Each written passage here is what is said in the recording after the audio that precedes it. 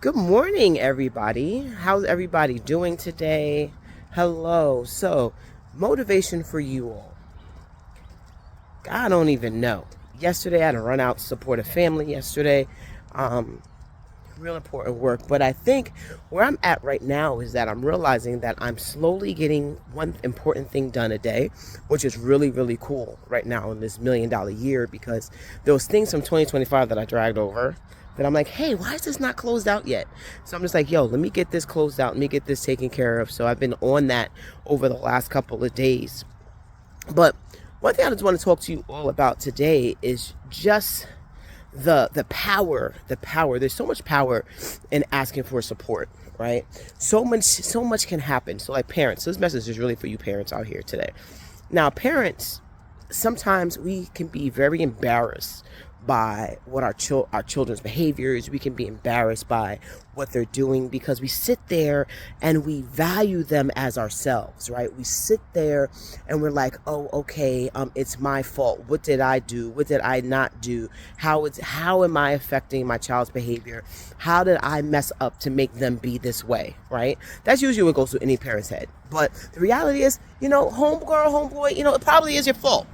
I'm never going to sit here and say that parents did not play a role in their children's behaviors because that is just wrong, because that's not the truth.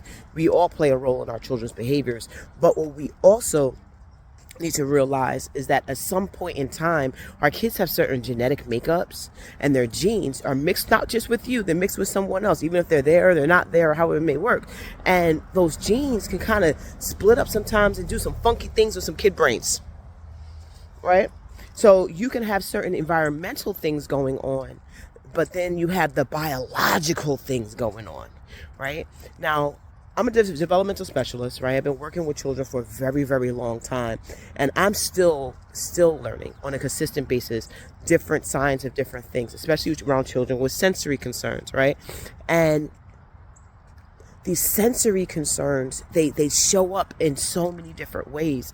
And like now I'm just like, okay, I got to do some more research because I'm just really realizing more and more how these sensory concerns, especially in our black and brown boys, are manifesting as like, oh, he's just bad, or they're manifesting as he's out of control and all these other things. And no, it's like these kids really have sensory things going on. These kids really, they have ASD. And our society, we're so hell-bent on, oh, I don't want them classified, oh, I don't want to do this, and oh, I don't want to do that, not realizing that these classifications in a lot of these cases get these kids the supports they can survive even as adults, right?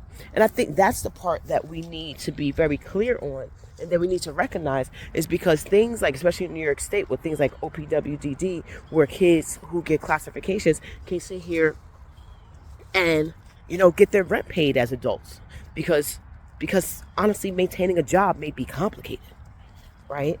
So there's just so much. And I just really want to shout out all the parents who are seeking help. So shout out to all the parents who are asking for support. Like, if you're really, really stuck and you need parent coaching, if you're really stuck and you're really confused, if you're just really stuck, go get some help. And even as adults, if you realize you have adult boys or adult girls who are failing to launch, it might be because they were smart, right? In school, they got through school, and now they're just like, oh, I don't want to do this no more. And, there's so many different things that can be happening that are affecting their ability to move forward. And I think we just get so stuck in, oh, I don't want to classify them.